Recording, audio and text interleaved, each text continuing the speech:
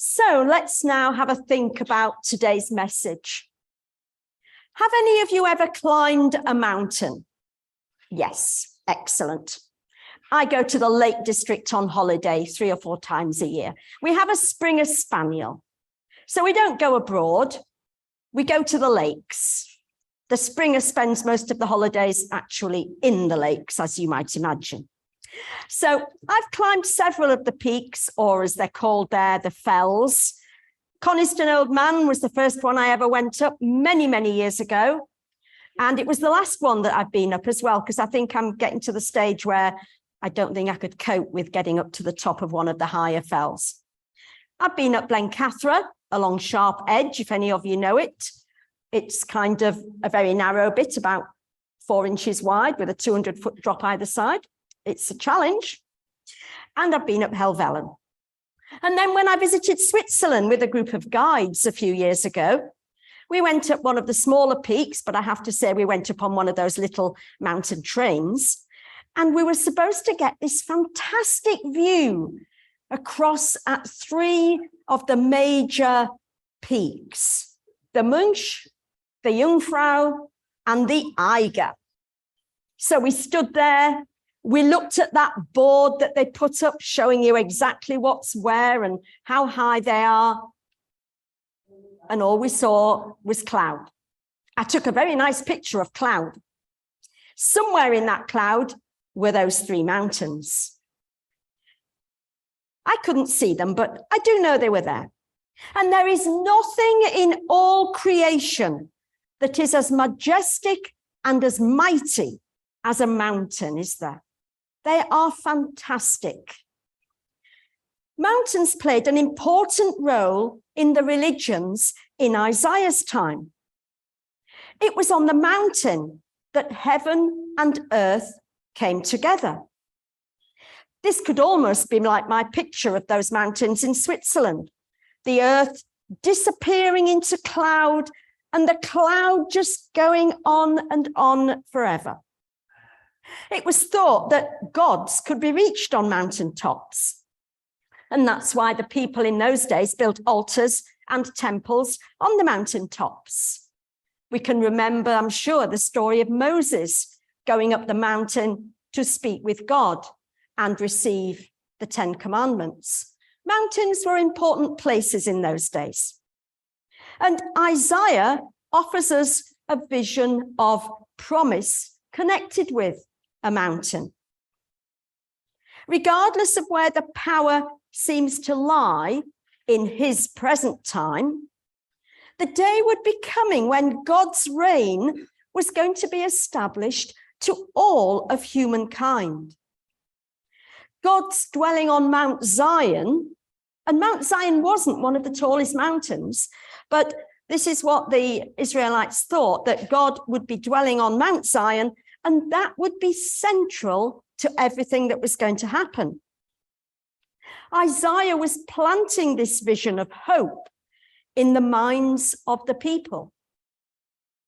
The temple on Mount Zion in Jerusalem was going to be the focus of God's presence in the midst of all his people.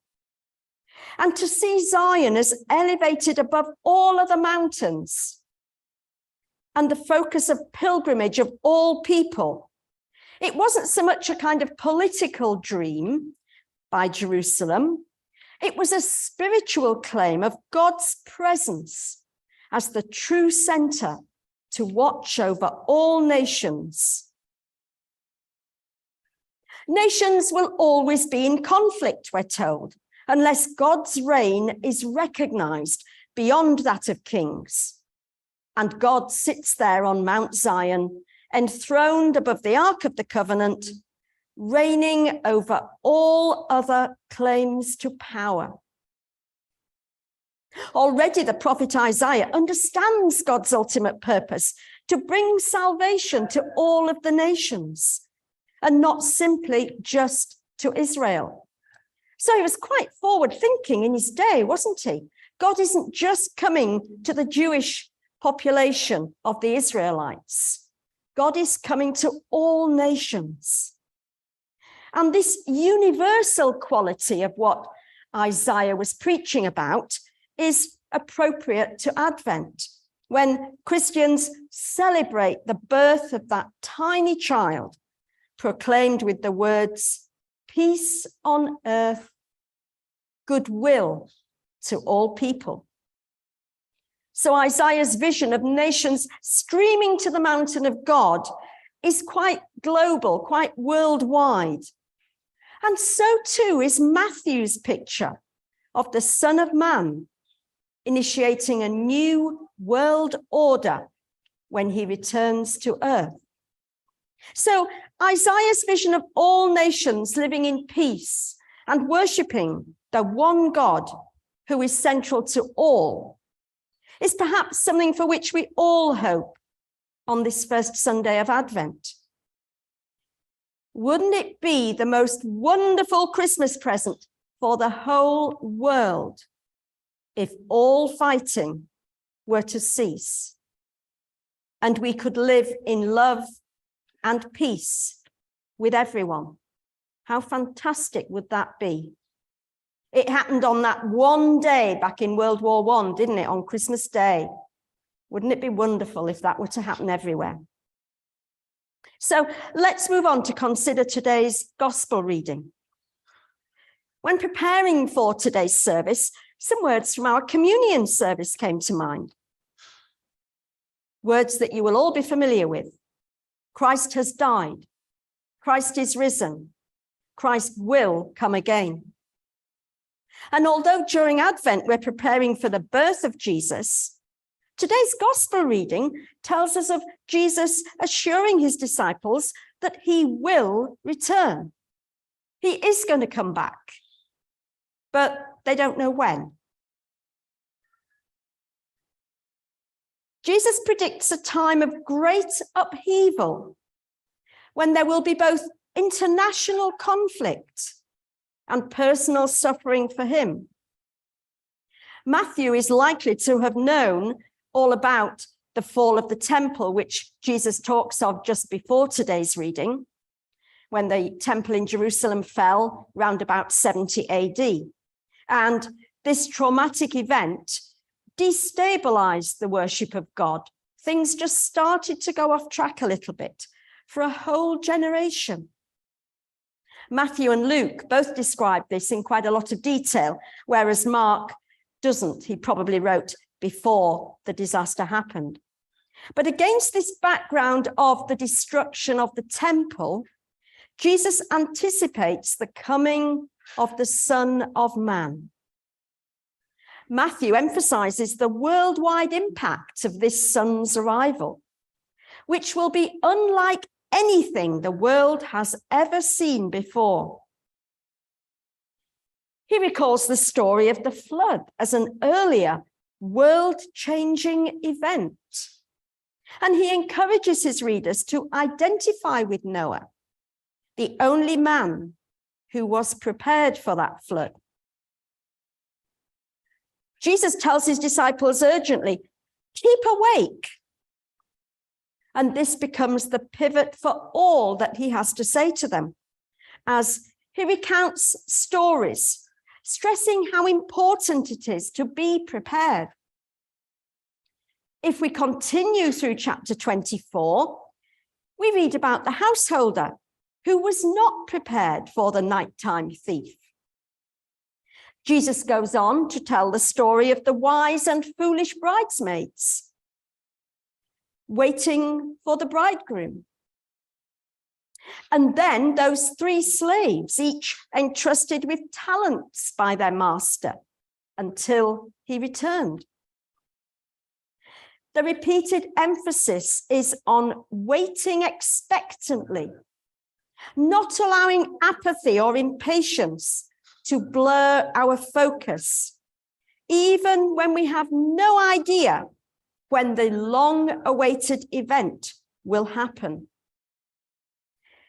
Keep awake, hope, and be prepared.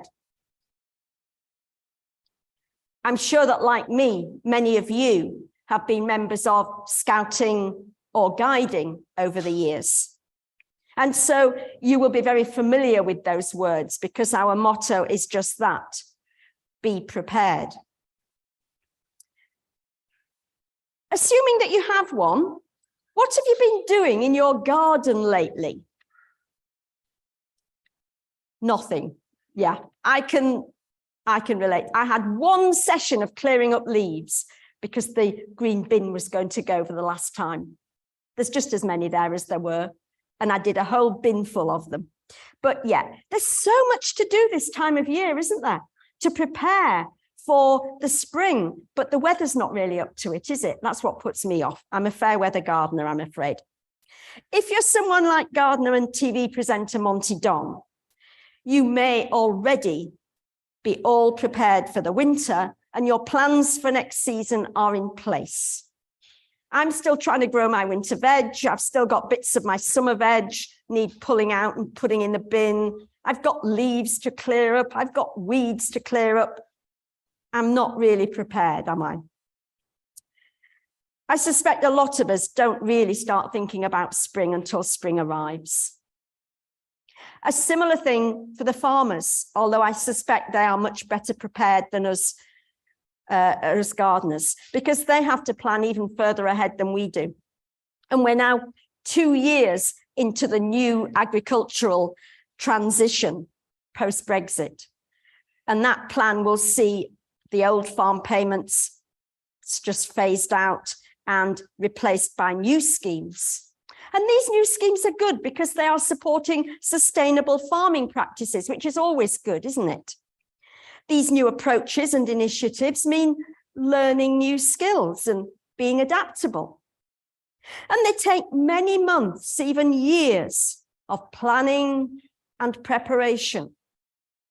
So it wasn't just 2,000 years plus that people were planning and preparing for things. We still do it today in other aspects of our lives. And we all had to learn something about being prepared and adaptable, thanks to those periods of lockdown. Remember the days when we had to queue outside the shops? I bet you prepared your shopping list a little bit more carefully and prepared, didn't you? Then you didn't have to go to the shops every other day. You could do it a little bit less frequently and stand a little bit less. Today's gospel reading asks us to consider whether we're just as prepared personally in our spiritual and inner life. It's not that we don't know about this, it's nothing new. Every Advent, we are reminded of it. Keep awake, be prepared. And we may think of ourselves as being like the disciples that Jesus called from mending their nets, who immediately left all that they were doing and followed Jesus.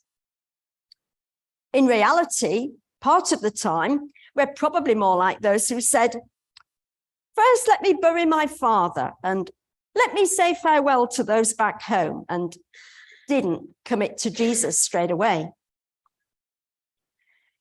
Partly, this is about not putting off things that we know need doing in our lives. Perhaps it's our prayer life that needs some attention. Or maybe we need to make ourselves more familiar with exactly what it is that Jesus said and did by reading scripture more often or looking at it in greater depth. Maybe it's making the connection between both of those and everything that makes up our everyday life. Or to put it another way, are we sure that being a follower of Jesus, walking God's way, playing our part in making God's kingdom, making that kingdom a reality, is something we are and do, and not just something that we know about and we talk about without actually doing anything? So, what message should we be taking away with us today? In today's epistle, which we didn't look at this morning, Paul speaks of putting on the armor of light, of being prepared, ready, and adaptable to meet the challenge of any attack. Isaiah calls for people to ascend the mountain of the Lord, to listen and learn God's way in order to be ready. In this instance, to be ready for peace rather than conflict. And then in our gospel reading, Jesus tells his disciples to be ready, to be awake. So the message is the same in today's readings. We need to be ready. And that doesn't just mean by having bought all your Christmas presents. I feel really smug here because I have got all mine. But we need to be prepared in our spiritual life too, don't we? And there's always something that we can do to help ourselves with that. Amen.